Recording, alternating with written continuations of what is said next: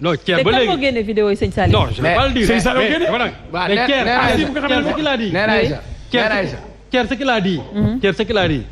moom jusqu'à présent. bu ñu ko waxee kan moo génne vidéo yi nangu ci wax. Pape Alé Niang l'a accusé mu ne du ci wax. mais nag ñun vidéo yi xam nañ ko génne. ah mais on le dira au moment opportun. alors yow xaw ma la woon ragal de. dañuy balaa nga dem si ministre dafa am lu mu bëggoon ñaan rek. on le dira au moment opportun. yow ki génne vidéo yi xam nga ko. waaw man li ma doon wax. yow loo xam li ma doon wax ak keneen wax ko. maanaam tey dañuy wax loi xam nga man je ne défends pas l'indéfendable. c'est-à-dire pour man kilifa am na valeur yu mu doon woote. am na pratique yoo xamante ni waru ci dem. mais quand on parle droit maanaam tu parles de la protection des données personnelles c'est-à-dire waroo filmer tey maître El Hadji Diouf te yëgoo ko mais beneen bi bu ñuy wax lu jëm ci wàllu preuve dafa am ay principe de la loyauté de la preuve c'est-à-dire quand tu filmes une personne à son insu quand tu filmes une personne par ruse loolu bu ñu ko versé ci dossier dafay indi vice parce que tout simplement kenn mënul utiliser loolu pour mën cee tëj nit muy beneen bi bu dee Thierno Diallo yaay avocat xamal ni moom pour man su dee man bu kii bu dee suma nit la bu ma séqee ak moom lu mu metti du ma wàññi suturaam mais jël sa caméra filmer ko ci oto juste pour weer nit pour toroxal nit ça c'est pas une valeur sénégalaise pour man c'est de la lâcheté man je dis mon opinion mon point de vue yow tu es l'avocat waa xaaral yow tu es tu défends ses droits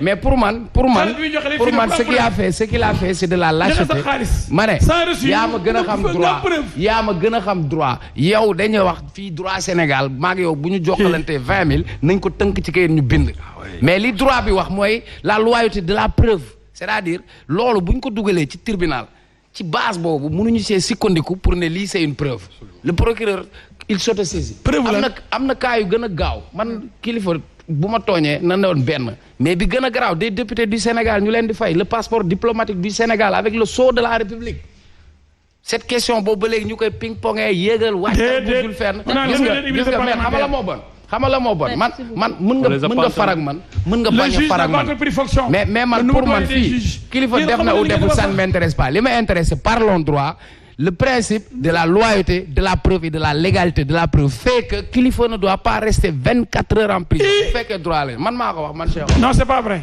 waaw loolu sa xalaat la yow boo sañoon mu nëb ko parce que àndoo ak ñoom li ñu dese ci wàllu waxtu bëreetul te des na ay non Thierno moom il symbolise la lâcheté ku sàcc daal wala nga wurut non il symbolise la lâcheté c'est Thierno Diallo il faudrait qu'on avance par rapport ak réhabilitation Khalifa Ababacar Sall. On a entendu ce que le président de la République a dit par rapport ak toujours ci sorti wam. Alors foofu peut-être ñuy laajte est-ce que par rapport ak réhabilitation boobu est-ce que du aveu de culpabilité de l'État du Sénégal? Absolument pas. Comment ça? Le président de la République comme ni ñu ko waxee dafa am loo xam ne ay cëram la. État moo ko c'est-à-dire constitution moo ko may cër boobu. am na droit amnistier il a le droit. C'est l'Assemblée qui amnistie. Non c'est-à-dire moom. mën na ko c'est le président qui propose. Ouais, mais c'est l'Assemblée qui amnistie.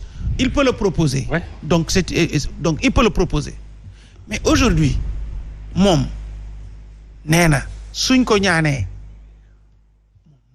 sans problème mu proposer ko en sachant que peut-être bien su ko proposer mën na am chance assemblée voter ko.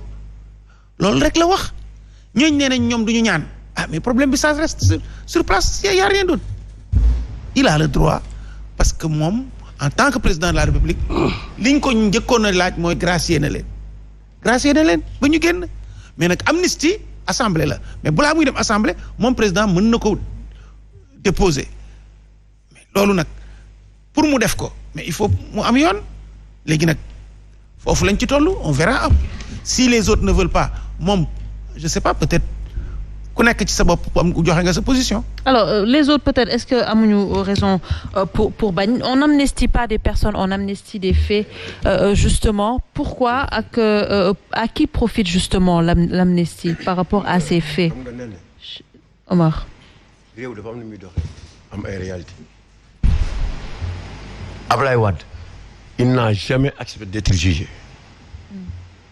dañ ko daan tëj mu am ay mag yu jóg waxtaan ak Abdou Diouf mu négocier dem pour ñu rek mu bañ a am tâche mais da ko daan accepté moom c'est que réew dina toll fenn foo xamante ni parfois doo xool sa bopp da ngay xool réew mi te yooyu dañ ko dund te yooyu la Serigne Saliou doon jël en compte dañu jël en compte si yooyu di dimbali nit ñi parfois di éliminer nit ñi parfois ci yenn affaires yi parfois da ngay am looy dund fàttaliku ko revisiter ko ñëw xool maintenant lan proposition nga mën a def pour que réew mi am jàmm parce que le pays a besoin de stabilité tout à fait et stabilité boobu parfois di nga koy indi donte yow parfois lii du la neex mais tu es obligé de le faire pour l'intérêt du pays Wade l'a fait avec les bailleurs de fonds quand il avait des problèmes nga xam ne bailleurs de fonds yi ñu doon seen xaalis xam ne réew mi di dox mu jékki-jékki bàyyi dem France toog. il aime son pays Wade. c'est-à-dire yooyu il faut nit ñi xam ne parfois day am. ce qui s'est passé le 4 mars dafa créer benn traumatisme auprès des populations.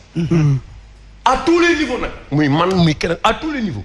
de telle sorte que léegi réew mi lu xamante ni mosuñu ko dund bu ñu ko dundee on est obligé de prendre des dispositions loolu moo tax ma saluer initiative bi waa kii ñii di la plateforme cadre unitaire bi mu Ndiaye see jiite ñu ànd dem waxtaan ak ñële waxtaan ak ministre bi ne ñii waaye dafa ndànk bàyyi ma rek après nga jël non après nga jël sa carte non Serigne dama bëgg nga may ma quoi parce que vraiment yow jël ses positions je suis parfaitement d'accord ses positions mais laisse-moi ils ne sont pas dans la légalité bon aussi maintenant loolu ñu dox mu doon lu am solo ñëpp rafetlu ko mu waxtaan ak ministre de l'intérieur yaa ngi dégg ñu waxtaan ak ministre de l'intérieur nangu ñu waxtaan ak ñi nga xamante ni ne mooy waa Y'en a marre ak waa FRAPP ñu nangu ba pare oo leen à ce que ñu assister à la conférence de presse c'est-à-dire réew parfois noonu lay doxee ñoom aussi ñu nangu ko ñëw toog waxtaan ñaan aussi à ce que la prochaine fois bu ñu demander autorisation pour marche ñu defal leen ko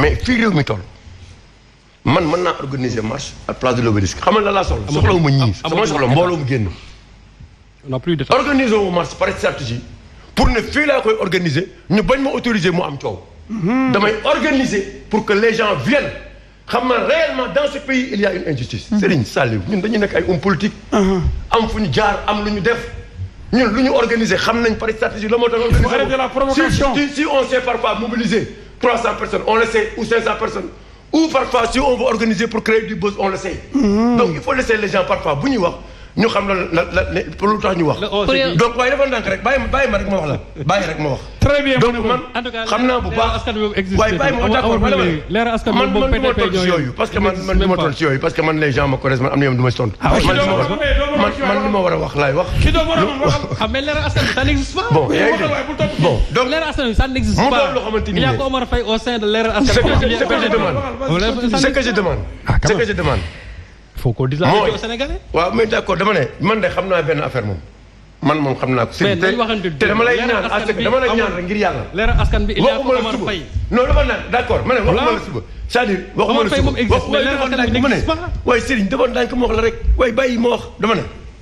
nee na man dama lay ñaan yow Serigne ci sa position nga ñëw taxaw 30 secondes te nga ma génn loolu rek laa lay ñaan. pas besoin. 30 secondes nga xam ne duma sa morom pour ci légitimité ci parcours ci dara du ma sa morom ci loolu. du ma tontu si yooyu je confirme. waaw du ma tontu si loolu. on va continuer. bon ne te compare même pas à lui. waaye non franchement il faut que ñu xam ne réew mi. continuer sa analyse dafa am fu mu toll am fu ñu jëm. am ay jaar-jaar yu waaw am ay jaar-jaar am ay affaires yu bëri. yéen a ay idée waaw yaa ngi dégg donc man li ma bëgg mooy réew mi lépp lu ñuy xeex tey bu ëllëgee ñu bañ ko gisaat. expérience bi ma dund ci xeex ci ay combat di gisaat yenn bavure yi wala yenn problème yi dama gis ne man tey ni ñu toogee wax ne ku am mandat 5 ans benn yoon dootoo ko amaat. benn ko def ba ñu ko renouveler doo ko amaat man loolu laa gëm ne am na loo xamante ne ci réew mi waratuñ ko dund. parce que dund nañu ay xeex mu am ay dee. am ñu faatu am nañu seen bien yàqu. te terewul c'est le même truc qui revient. c'est-à-dire donc man dama nekk ci logique gu xool demain qu'est-ce qui va se passer. l'histoire de la manipulation dans ce pays. dafa commencer egg à un niveau insoupçonné et Serigne Saliou le sait. Je sais quoi? Il sait qu'à tous les niveaux aujourd'hui si tu parles de manipulation la manipulation elle est partout tant quand tu parles du pouvoir tant du côté de l'opposition et particulièrement au niveau de Pastef où il y a une manipulation waaye déglu ma waay aujourd'hui tu as vu Sonko non déglu ma yow tu as vu Sonko waaye bàyyi ma rek waaye non xam nga yow c'est comme si tu es en mission commandée chaque fois Omar Faye il faut nga laal Pastef il faut nga laal Yewwi mais waaye yow xam nga yow contradictoire Serigne parfois Serigne est contradictoire parce que yow da ngay am benn position may leen Omar Faye yeggali après on non ça ne marche pas ça ne marche pas comme ça su ngeen koy dagg non s'il vous plaît maître man li ma bëgg a wax naa ko wax en tout cas ministre moom il est très sage dinaa ko wax manipuler non ma ne c'est-à-dire man li ma bëgg a wax su neen ne mooy wax mooy maîtresse non ci classe bi su waxee ñëpp dañu war a noppi ok maintenant li ma bëgg a wax une dame quand elle parle quand même ma ne ñii fu am position bu contraire à leur position tu es manipulé par l'État ils l'ont fait à Bougane ils l'ont fait à Bougane si je vois aujourd'hui un Sonko aller voir rencontrer les gars de Abdoulaye Wade naan day wax ak Karim man je me demande nous sommes dans quel pays lui qui avait dit ici que je ne répondrai pas à Karim Wade parce qu'il fait partie du système. donc yow li ngay wax nii il faut pas être contradictoire moom laa lay wax dama la c'est-à-dire nit day constant un homme doit être constant non dama la rek waaye dama la. mais yéen vous parlez de l'amnistie il faut être constant c'est-à-dire. mais sëñ Saliou bàyyil Omar mu jeexal parce que mu def temps de parole man ma mën a wax keneen mën a wax. maître yow tam bàyyil sëñ Saliou yow tam. mais on n'est pas là pour Pastef. maître bàyyil sëñ Saliou bàyyil Omar. non c'est-à-dire sëñ Saliou dañu bàyyi ñi ñu wax. léegi waxal si amnistie bi nga daaneel donc. amnistie waaw dafa nag dama expliquer parce que yaa dugg foofu dafa am foo dugg ma dugal la. da nga doon amener le sujet. te dama lay wax benn affaire. nous on a le courage de nos idées et de nos positions. Absolument. Ne pense pas que ce pays-là vous appartient vous. Et vous êtes permis de dire n'importe quoi dans ce pays. Vous les aigris. Vous trompez. Vous les aigris. jàpp na loxo la. maintenant amnistie vous les aigris. affaire amnistie bi. nen na gis nga réew mi man bu ñu amnistier xooluñu France xooluñu fenn. Sénégal la ñuy xool. ça mën nañu la amnistier nga nekk président. oui tout à fait. ñu xam ne tu es victime d'une injustice nga nekk président. bien sûr que ça soit Karim que ça soit Khalifa Sall tey fi réew mi toll. l'État ne se sentira jamais fragilisé. oui il faut aller vers des négociations. La négociation c'est quoi? On discute. Si nous pensons que aujourd'hui il faut amnistier jàmm am ci réew mi Serigne Saliou kooku ñëpp dañ ko war a rafetlu. Macky Sall bi muy génnee Karim maa def débat man ak Ibrahima Sène naan il n'est pas question man na ko yow bëggoo réew mi jàmm yow. nit ñi mën nañu ñaan kilifa diine ñaan. ñëpp ñaan même bu ñu doon génn ak quel que soit li ñuy génne Karim pour la stabilité du pays nous sommes prêts à le faire. même man ma ñaan. mais yooyu c'est des situations yu am ci réew mi yoo xamante ni pour jàmm am on est obligé de le faire. maintenant ku nekk mën nga taxaw sa position ñaanuma bëgguma lii waruma bëgguma la yooyu c'est normal on est en politique. mais il faut qu'on arrive à ce que le cas de Karim Wade et le cas de Khalifa Sall soit définitivement réglé pour que les élections de 2024 s'il y a possibilité qui se présente ñu dem élection pour mën gagner. Khalifa a déjà annoncé la cour. mais c'est bon c'est-à-dire waaw moom laa dama ne waaw mais nag gis nga amnistie bi il faut qu'ils soient amnistiés. waaw mais dama ne on peut pas avoir vouloir une chose et son contraire. man je ne fais pas de qui sur ça man maître man du ma def contre mon yooyu c'est-à-dire amnistie ay amnistie ñu yaakaar na sa comporte dañuy xoolaat sa image wala sa image man xooluma loolu. d'accord nañ la amnistie.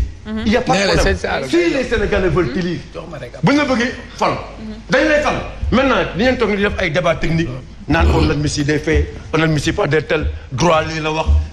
mais Omar c'est de la politique nag de. waaw mais d'accord non dama ndànk waaye déglu ma rek dama lay wax man li may wax nii dama daanaka Omar pour jàmm réew mi. nañ leen amnistier. nañ leen amnistier. d'accord mu jeex et qu'on passe à autre chose. l'amnistie et les propos du président. non xam nga gis nga nee gis nga xam la mooy yàq réew mi genre Omar Faye El Hadj Diouf xam nga tax. tu n'as jamais défendu Karim Wade. d'accord et je l'ai fait moi. Tu ne l'as jamais défendu. waaw d'accord mais kii daal daje moom tribunal. tey ngeen mën a wax tey ngeen mën a taxaw yéen tey ngeen mën taxaw di wax Karim Wade. wala ngeen seeti waa PDS. ma ñëw. yow di nga taxaw fi wax loolu. man quand je défendais Karim personne n'osait le faire avec la CREI. Personne et les artistes sont là. D'accord. En ce moment tu craches sur Karim toi. Effectivement, je confirme. Non. Je disais que li yàq réew mi mooy genre yi xam nga parce que dafay am ay textes de loi yoo xam ne on est dans une république moo ñuy régir lu gën a bon mooy li may wax toujours ci waa CUDIS yi hypocrisie boobu moo baaxul c'est-à-dire que dans un pays où la constitution les codes et les lois ont tout réglé CUDIS lu ñu def.